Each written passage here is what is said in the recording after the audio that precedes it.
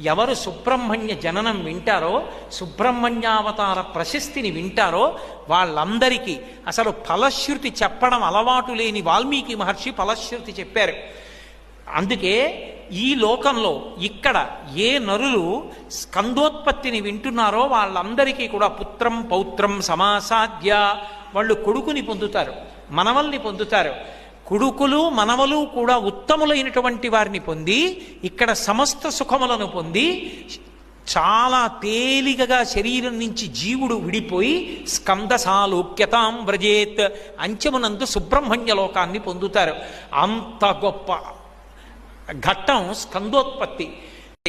ఎవరు సుబ్రహ్మణ్య జననం వింటారో, సుబ్రహ్మణ్యావతార ప్రశస్తిని వింటారో వాళ్ళందరికీ అసలు ఫలశ్రుతి చెప్పడం అలవాటు లేని వాల్మీకి మహర్షి ఫలశ్రుతి చెప్పారు.